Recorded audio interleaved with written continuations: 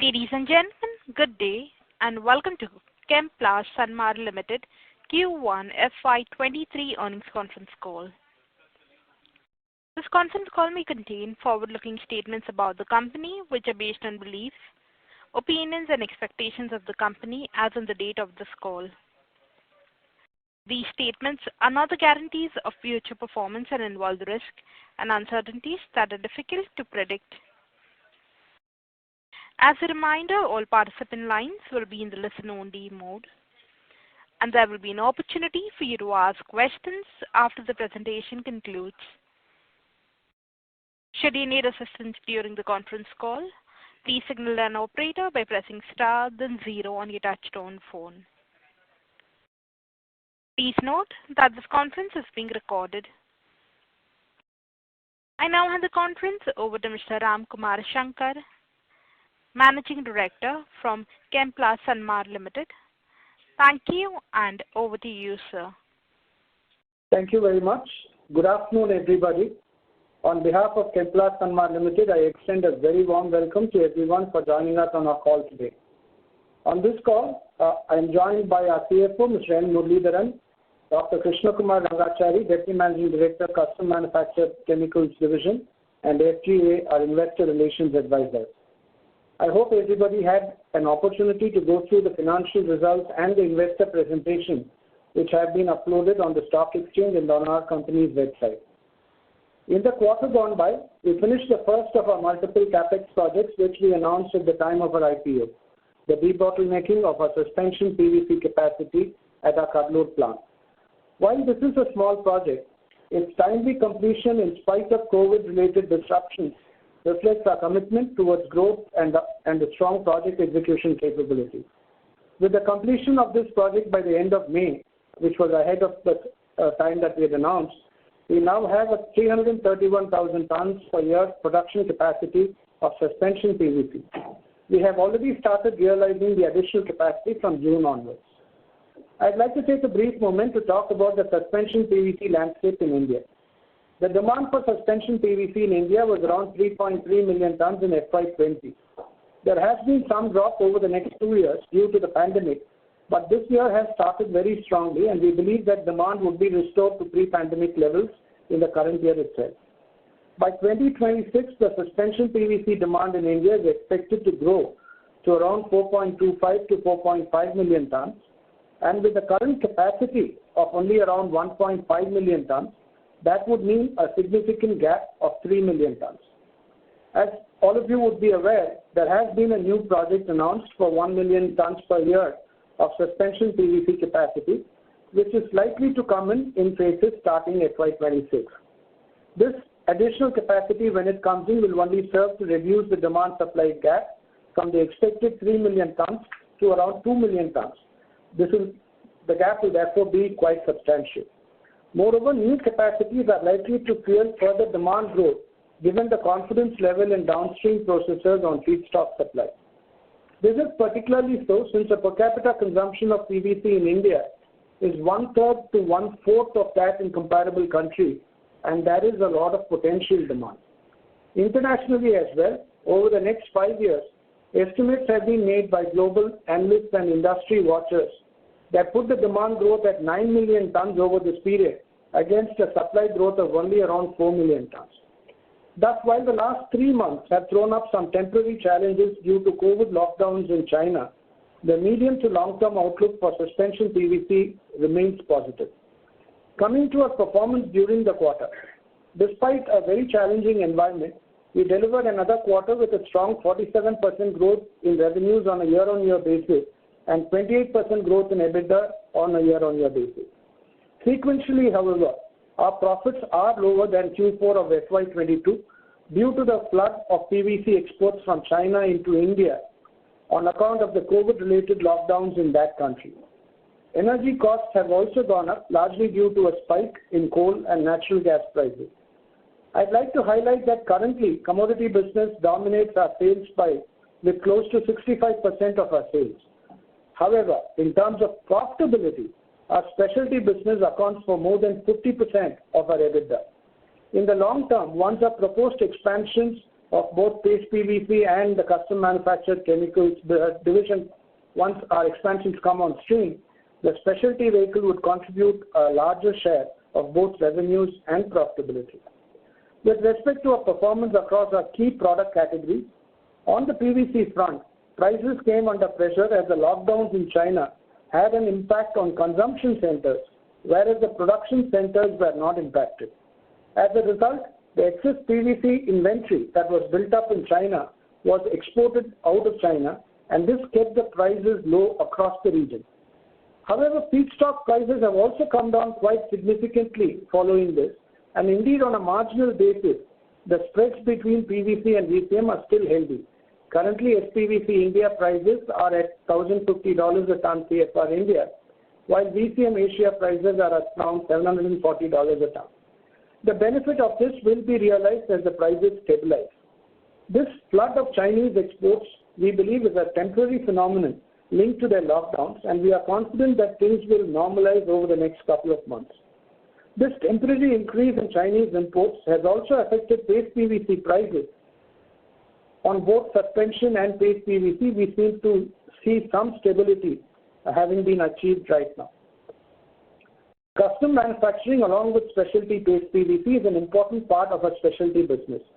Here, as we have mentioned earlier, our existing assets are operating close to optimum levels. Enquiries for custom manufacturing business continue to remain strong. We did some debottlenecking last year, and we continue to have some more debottlenecking exercises that are ongoing as we hope to sweat the assets further. As there is a limit to the extent of debottlenecking that we can do, we have already triggered the CapEx project related to the next phase of investment aimed at increasing the capacity on site. Environmental permits have been received and construction has started on the first phase. Once that comes on stream, we will be able to again ramp up our volumes. We are happy to report that during the quarter, the CMC division has received a sustainability award from one of its key customers for carbon reduction. Overall, our specialty chemicals segment registered a 33% increase in the revenues on a year-on-year basis, primarily driven by growth in sales volumes. The other products in our portfolio, caustic soda, chloromethanes, and hydrogen peroxide, complete the integration play across our manufacturing facilities. Caustic soda prices continued to be strong in the quarter. Chloromethanes feed into the agrochemical and pharma sectors primarily, and demand has continued to stay strong. As a whole, the non-specialty chemical segment registered a 94% increase in the revenues on a year-on-year basis, mainly led by a surge on the prices, especially for caustic soda. Suspension PVC revenues increased by 42% on a year-on-year basis, driven by a 40% increase in the sales volumes. And a part of this volume increase is due to the completion of the debottlenecking by the end of May. Going forward, we are committed to make future investments to support cash flow growth and shareholders' return. As we speak, we are closely evaluating select growth opportunities over and beyond our existing announced CapEx plan. These encompass options like capacity expansion in existing products, backward integration, and product portfolio expansion, leveraging our current existing strength. We will keep you posted as we firm up the plans. Now I would request our CFO Muralidharan to share the quarterly financial highlights. Murali? Thank you, Ramkumar, and a very good afternoon to all the participants on the call. The company reported a good performance for Q1 FY23, owing to strong volume growth across all its products. During this period, Chemplast has been able to demonstrate the strength of its business dynamics in the face of challenging circumstances. The revenue from operations for Q1 FY23 was at 1,411 crores, higher by 47% on year-on-year basis, primarily on account of higher volumes across our product portfolio. EBITDA for the quarter was at 194 crores, registering a growth of 28% on year-on-year basis. The zero COVID policy in China and the resultant COVID-related shutdown there have resulted in a sharp contraction of demand for PVC resin in that country. On account of this, there is a spike in exports of PVC resin from China, resulting in a steep fall in finished product prices in India as well as feedstock prices. In line with generally accepted accounting principle, we have written down the carrying value of stocks of major intermediates and finished products to levels corresponding to the net realizable value of finished products, leading to an exceptional charge of rupees 81 crores in Q1 FY23. Our finance cost for the quarter has been reduced to 36 crores as compared to rupees 100 crores in the Q1 of FY22. This is largely driven by the reduction of debt compared to the corresponding period last year, as well as reduction in the interest rates. The PAT for the quarter was at 41 crores compared to a PAT of 29 crores in corresponding quarter last year. The profits, however, were down on a sequential basis, primarily due to the temporary Chinese situation that Sanmar spoke about earlier. With this, I conclude the presentation and open the floor for further discussions. Thank you. Ladies and gentlemen, we will now begin with the question and answer session. Anyone wishing to ask a question may please press star and 1 on your touchtone telephone. If you wish to remove yourself from the question queue, you may press star and 2. Participants are requested to use handsets while asking a question. Ladies and gentlemen, we will wait for a moment while the question queue assembles.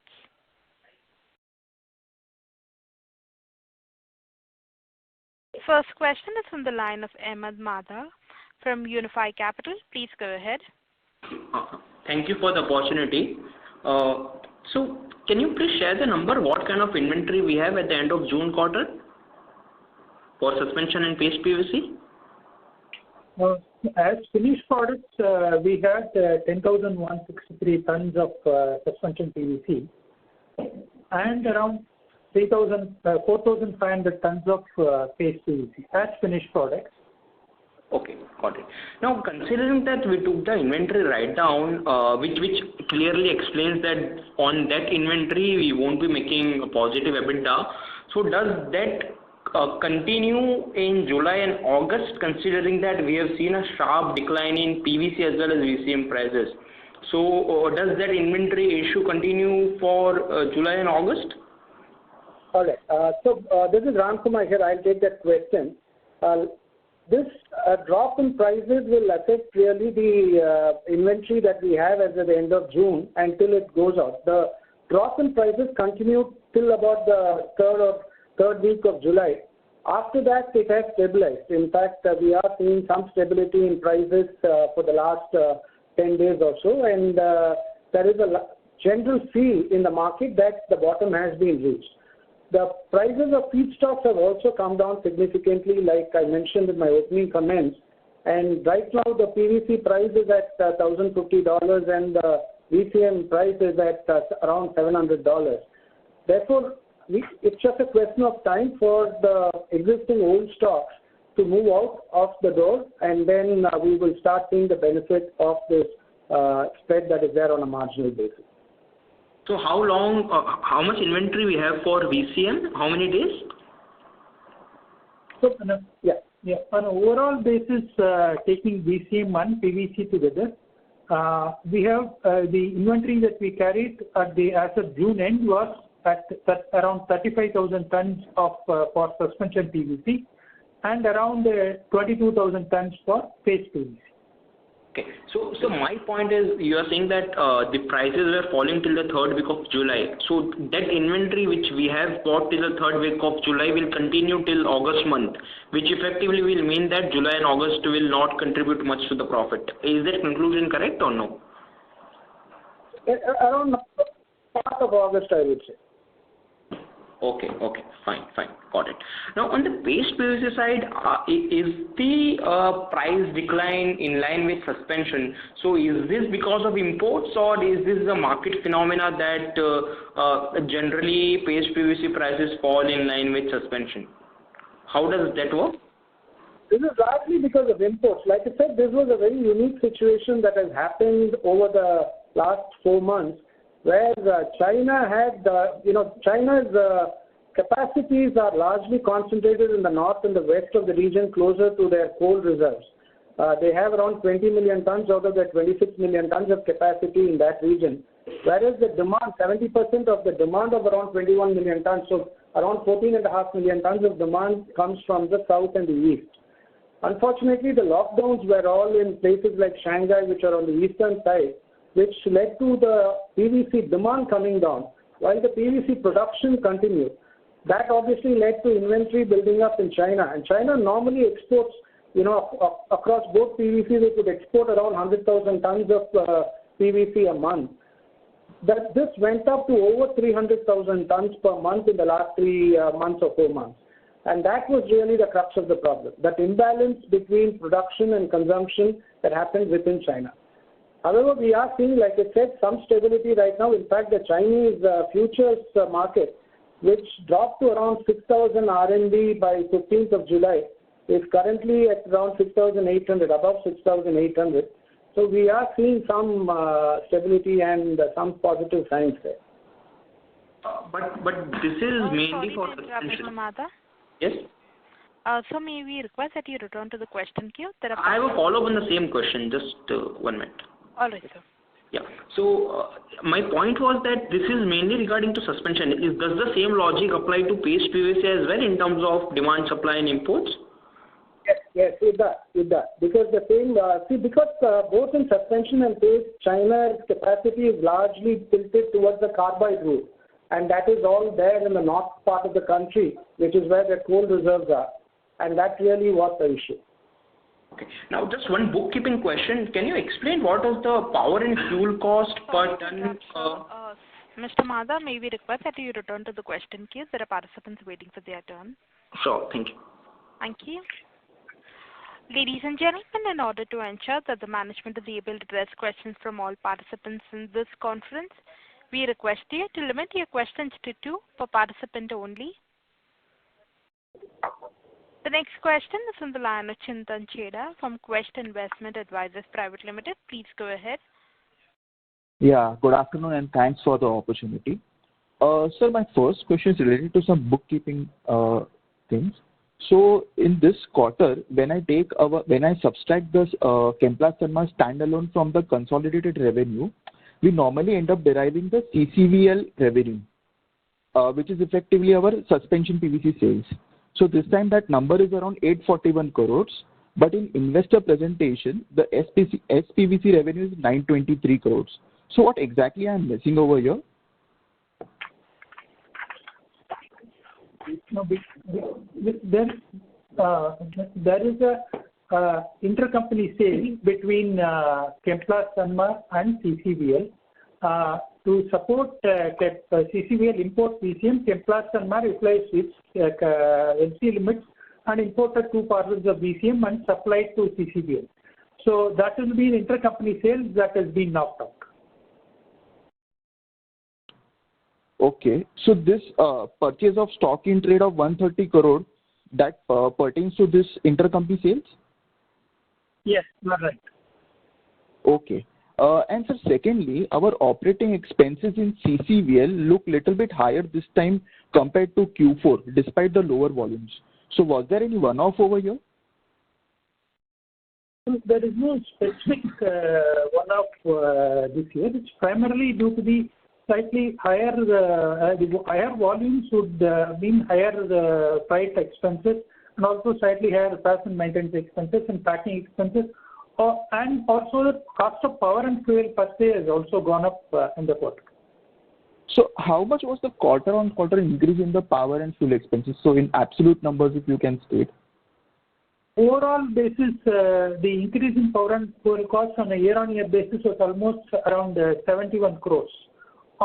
If you look at on a consolidated basis, overall other expenses is moved up by 96 crores, on which actually power and fuel constituted almost 71 crores. No, in Q1 FY23, what was the power and fuel cost? And in Q4 FY22, how much was that? If you could provide me with that number. Yeah, in Q1 FY23, overall power and fuel cost was 168 crores.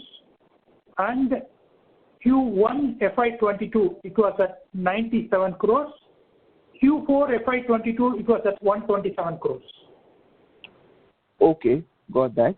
And sir, my second question is... Sorry to interrupt, Mr. Chheda. May I'll come back in the queue. Thank you, sir. The next question is from the line of Raj Gandhi from SBI Mutual Fund. Please go ahead. Hi, sir. Thanks a lot for the opportunity. So this is a follow-up on the operating expense, itself. So on this question of higher OPEX, if we see Q on Q, your OPEX per ton has moved from $308 to $460 per ton.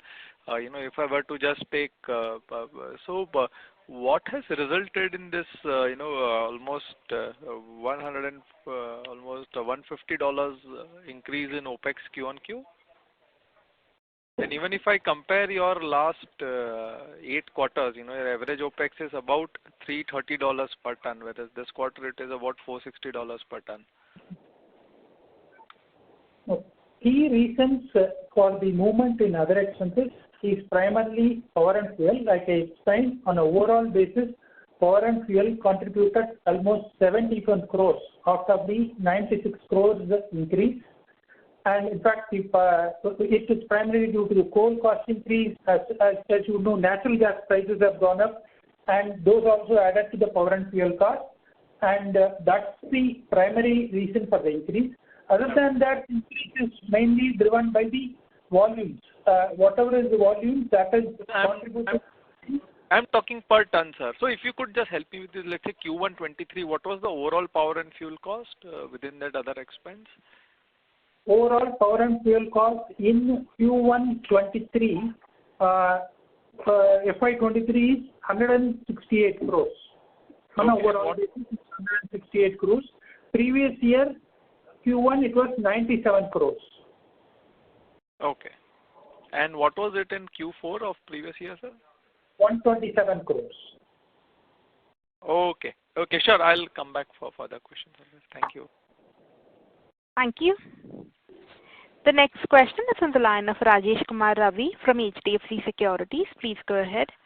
Yeah, hi sir. I have 2 questions. First, on this 1 million ton expansions which you are taking up, will this be a VCM route only or EDC route? And how would the capital employed per ton different for both the production method? And related question, what are the other capacities coming up in India, given that there is 2 million ton deficit? Okay. I think the 1 million ton project that you're talking about is the Adani project. So we have not announced any increase. The increase is announced by the Adani group. So that is, they had originally announced a 2 million ton expansion, but I think in the last AGM they have brought it down to 1 million tons, which will be done in phases, and that will be at a capital cost of around $2 billion. Okay. Okay. But, your second question, whether this will affect the balance, it will not really, because by the time it comes on, the gap between demand and supply for PVC in India would be around 4.25 to 4.5 million tons. So even if a 1 million ton were to come in, the gap would still be around 3 million tons, which is higher than the gap that is there today. So actually, we will be faced with an even more tight situation. Okay. And sir, we see that the VCM margins are much lower compared to an EDC-based production. So, how are the raw material costs different for both the operations in terms of for every 1 million ton of PVC, how much, EDC or how much VCM is required? Okay. If you're going through the VCM route, it is primarily a 1:1. Therefore, for a 1 million tons of PVC, you would need a 1 million tons of VCM. Okay. And if you have a completely integrated plant which has its own oxychlorination and direct chlorination, then you would require around 0.8 tons of oxychlorination EDC and 0.8 tons of direct chlorination EDC per ton of PVC. So it's basically 800,000 and for a million ton plant of oxy and 800,000 tons of direct chlorination EDC. And how is the capital employed difference for both both types of capacities? Obviously, the capital required, the investment required for a fully integrated plant would be far higher. And that is why you also capture more of the value addition in that process. And you're doing it only out of VCM. The capital investment required would be far, far lower. That would be an asset-light model. But then the unit margins would also be that much lower. Okay. And the last question on the Chinese impact, when do you see, this getting reversed? You mentioned 6,000, there is a 15% recovery in the realization in the futures market. And are you also seeing any government interventions which can help reduce the influx in India? Okay, that's a good question. As far as the recovery is concerned, the first requirement really was stability, and I think that seems to have been reached right now. There is stability right now, and the minute the Chinese demand recovers, we would start seeing the recovery. I'm not able to give you an exact date for that. All I can point to are the signals that we are getting from the market, which shows that the stability has been reached and possibly there are signs of reversal. For us, just the stability is good enough because we will start then looking at realizing this spread that we have since the feedstock prices have also fallen. Mm-hmm. As far as the industry measures are concerned, yes, the industry is definitely worried about this kind of a flood in imports coming in from a country like China. And the industry is working closely with government and has represented to government for various to initiate various measures, and as and when those efforts are successful, we will keep you informed. Sure. Thanks, sir. All the best. Thank you. Thank you. The next question is from the line of Akul Brochwala from IIFL Securities. Please go ahead. Thank you so much, sir, for the opportunity. Just wanted to check, can you just help us with, existing prices of suspension PVC and VCM that are prevailing right now? Yeah. Suspension PVC right now, CFR India prices are at around $1,050. There are some quotes lower, some quotes higher, but if you look at the more serious quotes, we are talking about $1,050 per ton. And the VCM prices are currently ruling at CFR Asia level, which is the indicative level of around $700 a ton. Okay, and directionally, do you expect, so once things normalize in China, so would you expect that these prices will kind of sustain going forward at higher levels, or is there still some kind of, quantities left that might affect going forward, at least in 2Q? We think that on suspension PVC, definitely the signals that we are getting, it looks like the bottom has been reached. And that's why I said even the future seems to be going up. But of course, we'll have to wait and watch. But at least there is some stability. And VCM is closely tracking. We are seeing this kind of impact. In the last earnings call, I had mentioned that the spread is usually between 325 to 400. There are outliers which are far higher. But if you remove those, it's usually around this range. And we are pretty confident that at a stable level, this kind of a spread should be there. Understood. And this kind of trend is also visible for paste PVC as well? Or over there, are we witnessing some better improvement? Paste PVC as well, there is stability right now, and there again, the offtake also. The one thing that I should mention here is that both on suspension and paste, there is a lot of, when the prices were falling regularly in the last 3 months, there was not much of stocking happening across the trade channels. Therefore, there is very little inventory level spread over the trade channels. So I think it's time for people to stock up as well. So paste, we are seeing a good traction in terms of orders. And we believe that that is a good sign. That is the first sign of hopefully a recovery. Understood. And is it also to do with seasonality, specifically in India, like given, right now the monsoons are there, so does it also have a seasonal impact during the first half? Yeah. Seasonality in paste PVC is not so much there, but definitely there's a positive seasonality impact. During festive seasons and school seasons, we will start seeing higher demand growth, largely because, this largely goes into footwear. It goes into a lot of leather articles which are gifted and so on. And especially during the winter months, the leather jackets will also be produced. As far as suspension PVC is concerned, usually the southwest monsoon period is when there is a little less of a demand, which is usually between June and August. And we are nearing the end of that. So once that period ends, usually there is a good spike in demand. So we are looking forward to the end of the monsoon period to see that spike in suspension PVC. Paste, there is not so much of a seasonal impact. Got it. And secondly, on contract manufacturing. Sir, may we request that you return to the question? Sure. Sure, I'll come back with you. Thank you. The next question is from the line of Kirtan Mehta from BOB Capital Markets. Please go ahead. Thank you, sir, for giving this opportunity. You just mentioned that the paste PVC does not have much seasonal impact, but when we look at the specialty chemicals volumes, this has come down from 22,000 tons that we have seen in Q4 to around 13,600 tons in Q1. So what explains sort of the sudden decrease in the sales volume? Right. In Q4, we went into Q4 carrying stocks of paste PVC. So we liquidated a lot of that in Q4. So in Q1, we are really selling what we produce. And because of the falling prices scenario, people, like I explained, were not buying to stock. They were buying only to need. And therefore, there was that 4,500 tons of inventory that built up by the end of June, as Murli also explained. So that explains that drop between Q4 and Q1.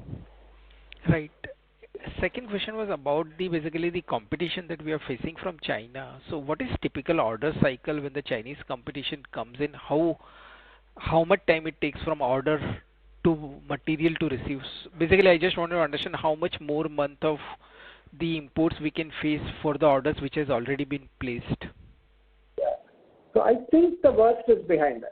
I believe so. Of course, time will tell us, but that is the reason for the stability that we are seeing currently.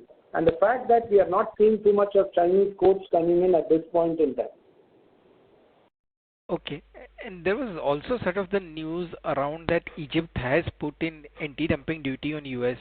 And because of that, the US materials would have to sort of find out the alternate destination. So how does that impact the PVC market? Yeah, US material has it has been coming into India, but the problem for the US coming into India is the distance and the time that it will take for the material to actually land here.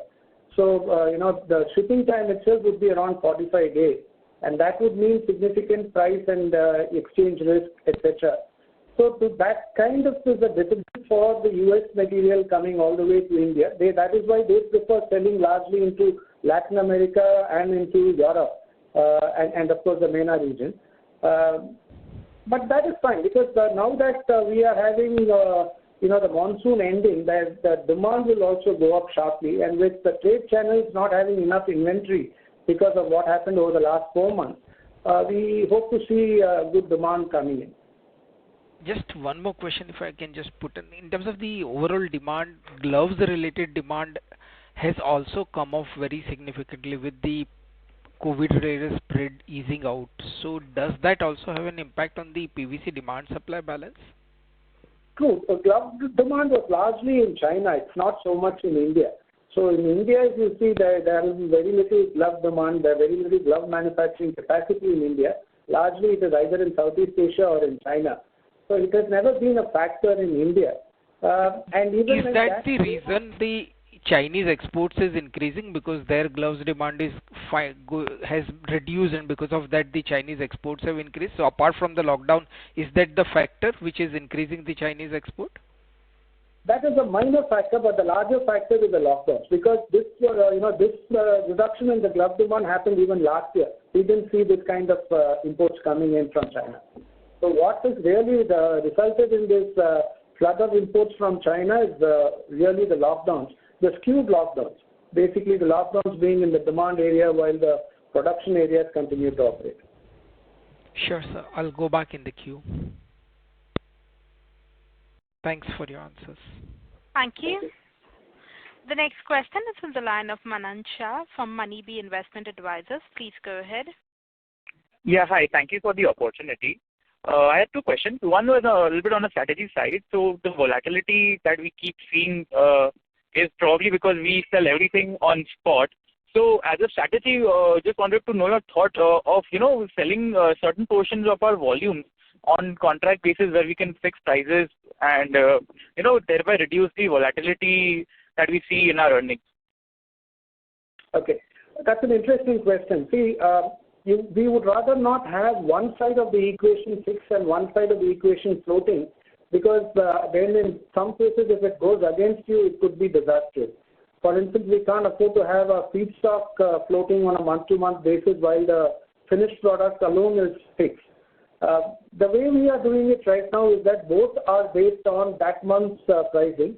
So to that extent, it normally works out for us. Normally, we get a very good spread out margins over the years.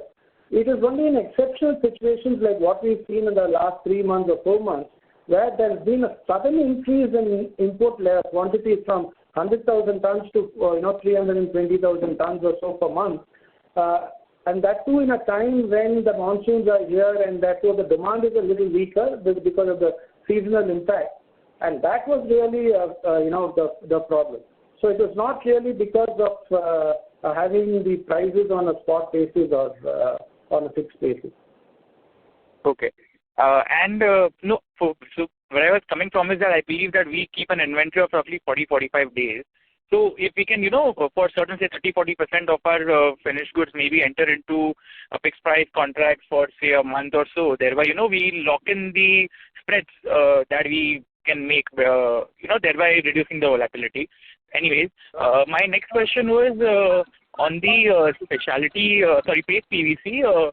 Is there any stickiness with the customers, in terms of quality or anything on that side, if you can throw some light? And secondly, where are we in announcing our expansion for the SPVC? Are we still some time away? Okay.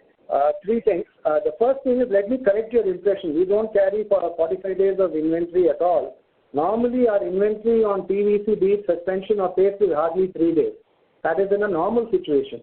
The current situation where we are carrying the inventory that Murli spoke about was only because of the fact that prices were falling and nobody was, people were ordering to meet rather than to usual stock levels. That was the only reason. Normally, if you go back in history as well, you would find that our finished product inventory is hardly 3 days or so. I was referring to the raw material inventory. Even our raw material inventory would not be for 45 days, because even if you take VCM, our storage facility itself is only for around less than 20 days of holding capacity. So we will not even be able to hold even if we want 45 days of inventory. That aside, the second question you had was on the specialty, the stickiness of paste customers and quality. We are the largest player in the paste PVC industry in India, and we are 4 times the size of the only other player. And we have been around since 1967 in the paste PVC industry. A large number of our customers have all grown around us, and therefore they have a significant stickiness as far as we are concerned. In fact, most of our relationships go to over 20 years, etc. If you look at our total number of customers, we have around 350 customers in paste PVC. We have one customer who is greater than 50 years. We have at least 100 customers who have a relationship with us over 20 years, and so on. Therefore, and most of their formulae, product processing formulae, are spec in our product. So that has never been an issue. I think we enjoy a good reputation, and we work hard at preserving that reputation. The third question was on suspension PVC capacity. As you just realized, suspension PVC capacity increase would be highly capital intensive. A 1 million ton capacity was recently announced at $2 billion on an integrated basis. If you were to do it on a non-integrated basis, then you would need to look at feedstock tying up, etc. Right now, we are not in anywhere close to a final investment decision on that. Okay, thank you. Thank you. The next question is from the line of Ananda Padmanabhan from PGIM India AMC. Please go ahead. Thanks for taking my question. Am I audible? Yes. Yeah, just wanted to understand that 80 crores impact that you have taken, that is based on the price movement till June end, right? And the price fall that has happened in July is yet to be accounted. That's why one should understand this? It takes into account the price fall that has happened in July. Oh, okay. So it's even the July price fall has been taken into account in your in the 80 crores exceptional income that you have taken. That's how one should understand it. Yes. Okay. So all practical purpose, should then one assume that incrementally the closing stock that you will be selling, that will be based on the spot spreads? Hypothetically speaking, in terms of the margin that you will be realizing in it would be based on the spot spread, because already taken the margin that you will be booking in in Q2 will be more based on the spot spreads, is what one should understand this? Not on the closing stock. The closing stock will have to go out of the gate, and then any new production beyond the closing stock that we have will be on spot spreads. Okay, but the closing stock itself would be we have already taken into account the price fall that has happened in July. You already taken that into the closing stock price, right? That's what I could understand from your response. Yeah, we have brought it down. We have brought it down to the level of net realizable value, but you may not get the spot spread on that. Basically, you are bringing the cost down to the net realizable value. They are both match up. So to that extent, you will not get the spot spread. Like Ram said, as the closing stock moves out, we will start realizing the newer production comes in, we will start realizing the spot spread. And also as the prices, if they start moving up, that will also add to the spread, even in this stock that we carry. So any guidance in terms of how should we look at the absolute EBITDA that you would be reporting for Q2? No, we normally don't give guidance on the EBITDA for the future. I'm sorry about that. Okay, thank you. That's all from my end. Thank you. The next question is from the line of Sanjesh from ICICI Securities. Please go ahead. Good afternoon, sir. Good afternoon. Thanks for taking the question. Few from my side. First, on the volume front, on the specialty, sorry, I have joined late, probably would have answered, but just for my clarification. So we have 66,000 metric ton, we have sold close to 14,000. So the average run rate has to be 17,000 crore. Was there an issue even on the demand side, or is it just a destocking which we have seen on the client side in the anticipation of price fall, which has led to the slowdown in the volume sales for this quarter? Yeah, it is more because of the price fall. See, normally when prices fall, the prices are on a falling trend. Customers don't want to be on the wrong side of a pricing decision. Therefore, they tend to stock less and wait for and buy only for need. Whereas in a rising price market, they tend to buy more and stock more. So it is more a question of sentiment and expectation, and this is really because of that. So basically, client destocking as what has led to the lower volumes than what we would have otherwise done generally, right? And when the prices stabilize or move up, you would see them restocking, and this will be covered sometime, say in 2Q or 3Q, right? Correct. Especially now that there is some stability that seems to have been reached. We are seeing that pull coming back, largely because there's very thin inventory levels across the chain. Got it. Second, on the spreads, okay, if I look at the spreads in the Southeast Asia, those spreads have either remained stable or only hardened. And in India, we have other tailwind like currency depreciating from 75 to 80 now. And I know there is some headwind also in terms of lower custom duty, which will hurt our margin. Why is the difference being so drastic in terms of how the spreads are behaving today? For us, or the spot market is different than what the result is showing up? How to reconcile all these data points? Okay. See, when the prices keep falling, you don't get the benefit of the fall in feedstock prices, because what happens is constantly there is inventory loss. Which is why I said right at the very beginning that it is only when the prices stabilize that you will start getting the benefit of the lower feedstock prices as well. And that stability has to come. We believe that it has come. And if that stability persists and we get the older stock out, then for all the newer stock, like we answered in the previous question also, all the newer production that we make, you will start seeing the benefit of the spot spread. But you will need to wait for the older stocks to go out of the gate. And how to look at Southeast Asia spread, currency, and all those things? So one thing is currency doesn't really impact us too much on, suspension PVC or prices, because most of our product prices are based on import parity levels. Therefore, if the rupee depreciates, then the rupee value of an import quote in dollars is actually higher. So to that extent, we have a natural hedge. But over and above that, in all our feedstock, anyways, we hedge the feedstock. We take a plain vanilla forward contract, so we do not take on forex risks there. So we have no surprises down the road on foreign exchange.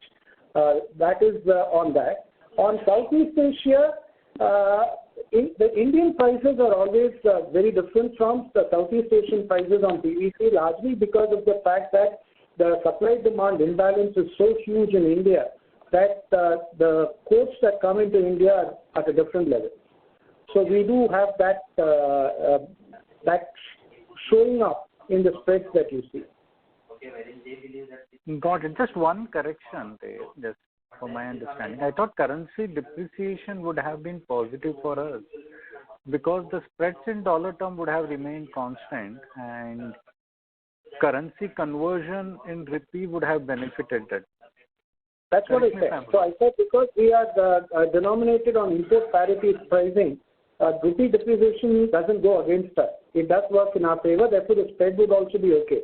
So $300, let's say it's a margin of $300 at 75 rupees and at 80 rupees, we get the benefit of that extra 5 rupees on the $300. On obviously certain things like coal imports, etc., depreciation in the rupee would add to our costs. So, but not large on the more important thing like spreads, it doesn't affect us, it actually benefits us. Okay. So just to understand, I don't know if you would have that number. If you were to sell on the spot or if you want to benchmark on the spot today, what will be the suspension PVC spread we would be making today? Today, the import price, import parity price is around $1,050. And today's VCM price is roughly, CFR Asia is around $700. So we are still making that $300 odd which we were making earlier, right? Give or take, yes. On the spot basis, you would. But that is what I keep saying. So the older stock goes out and then you start seeing the benefit of this stock. So was say in the Q3 when older stock is all done. Sorry to interrupt, Mr. Sanjesh. Yes, this will be the last one. I will come back to that. Thank you, sir. Okay, this is the last one.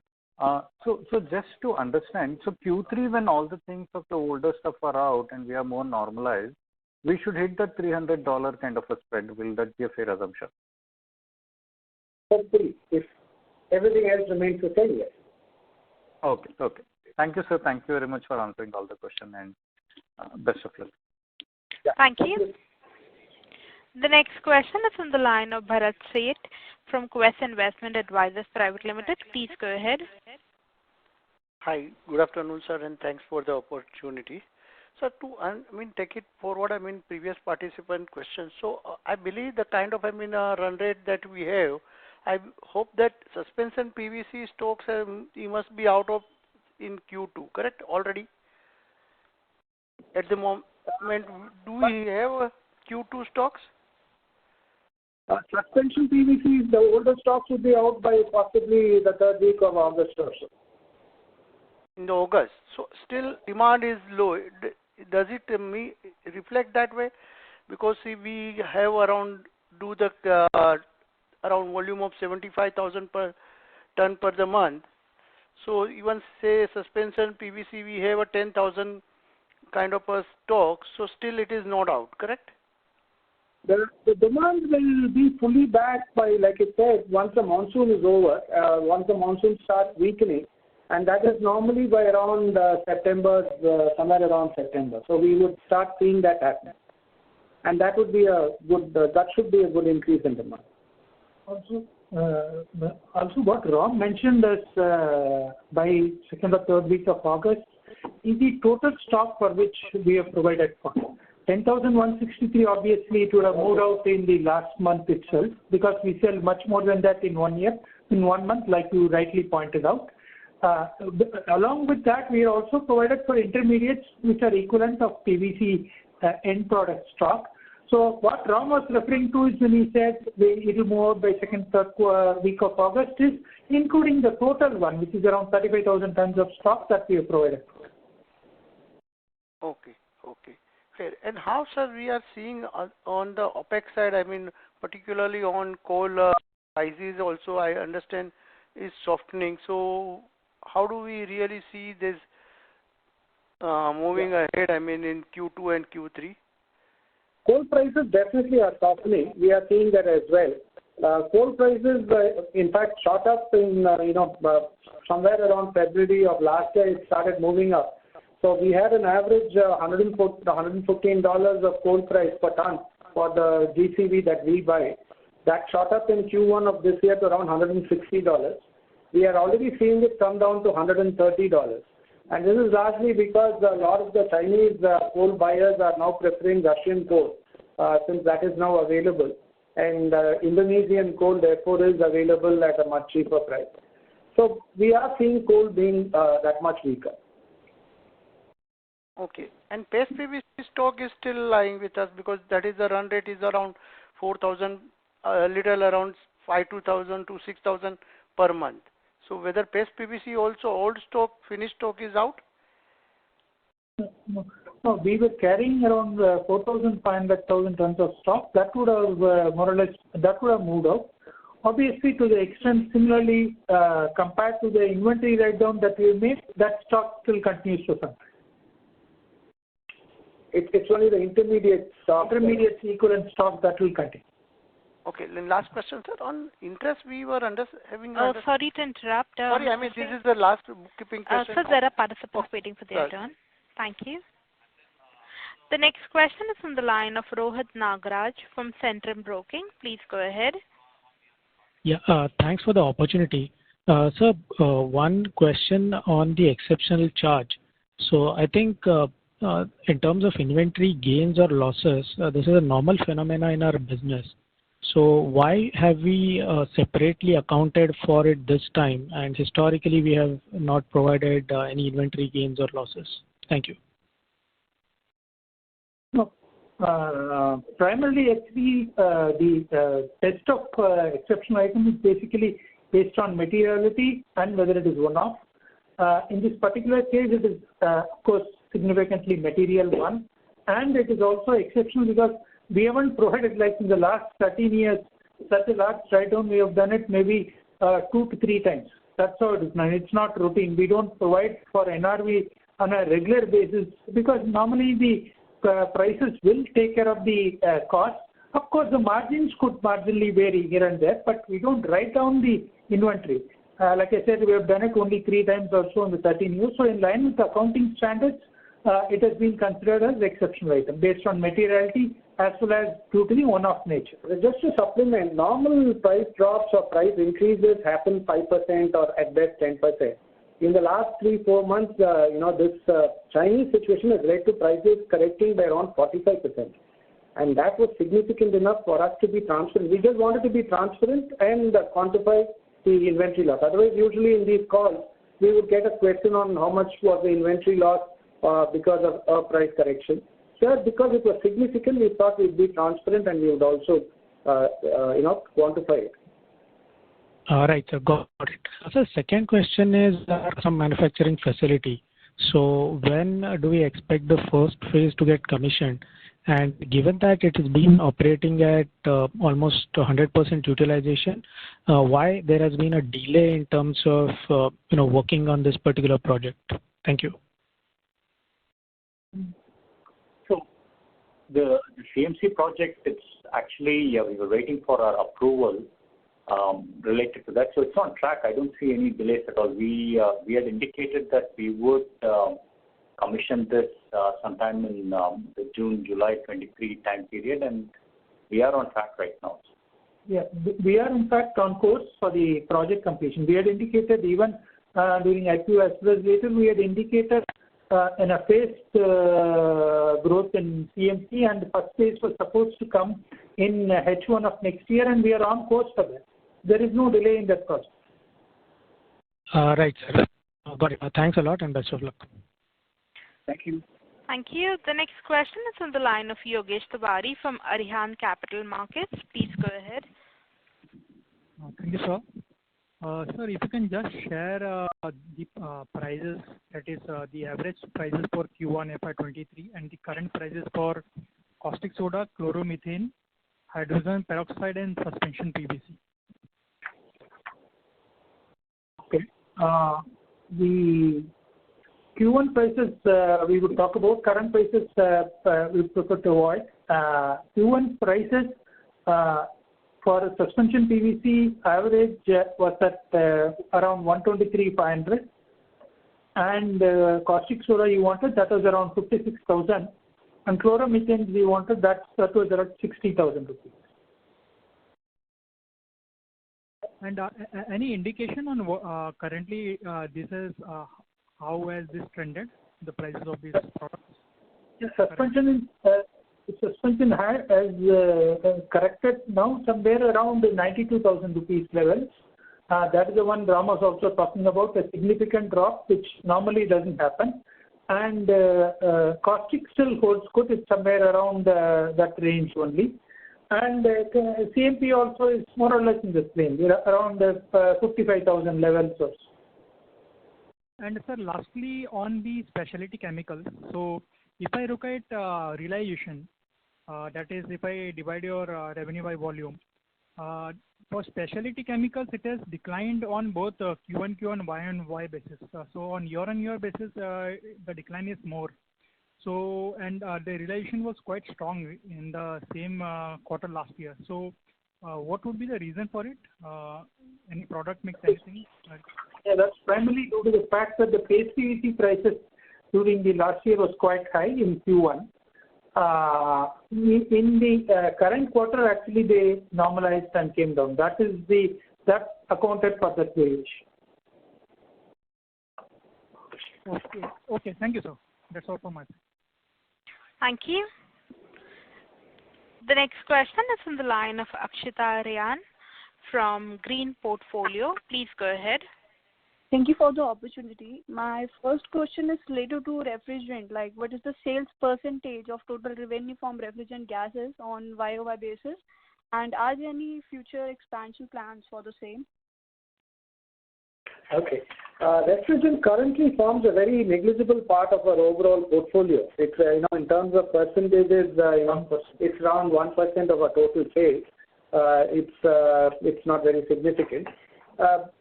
Definitely, we are looking at this as well as one of the areas where we could grow, because there are adjacencies here which we could look at. And we have a long history in making we started off with chlorofluorocarbons, and then also we are now in hydrochlorofluorocarbons. So we have a long history here, a lot of experience. So this is one of the areas that we are looking at. Okay. My second question is related to PVC paste resin. Like, can you share the percentage sales of PVC resin that is generated from auto sector, again on YOY basis? From the auto sector, I don't have that information with me readily right now. I can request my team to reach out to you after the call and give this to you. Okay, sure. Thank you.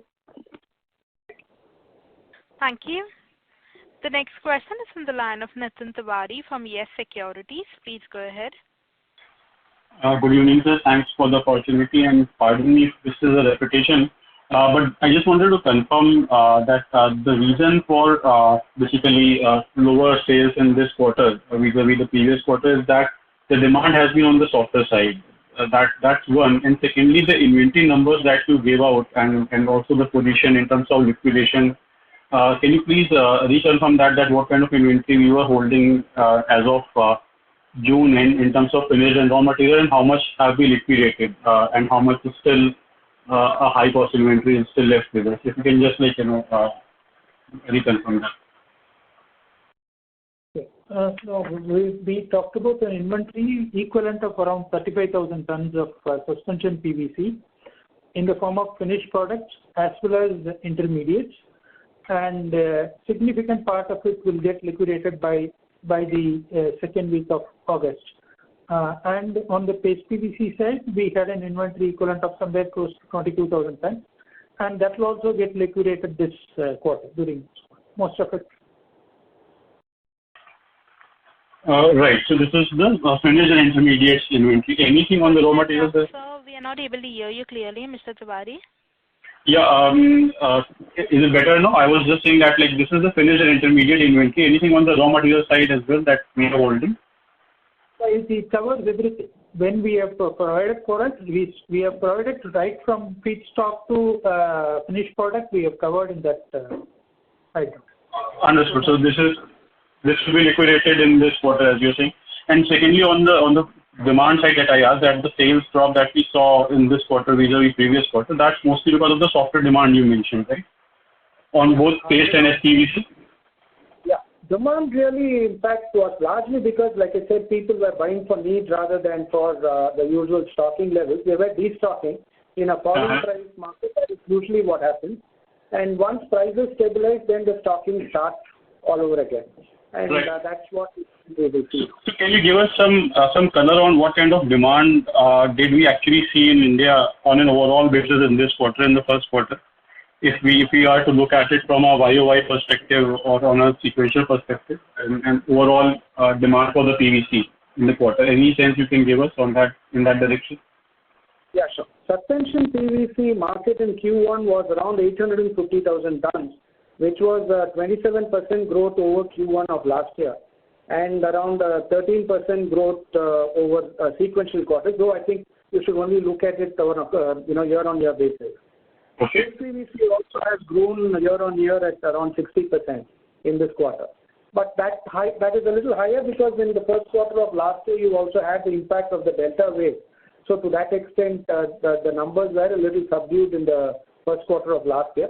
So if you keep that in mind, still a growth. So that's why we believe that the post-pandemic degrowth is now being made up. We are starting to see demand come back strongly.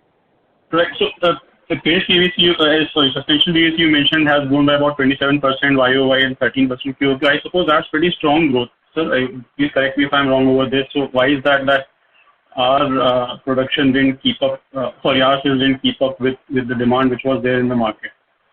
Yeah. So our sales, production kept up. We didn't lose any production. It's only I meant sales, sir. Yeah. Obviously, when there was that flood of Chinese imports that are coming in at those kind of prices, so obviously that kind of that was there.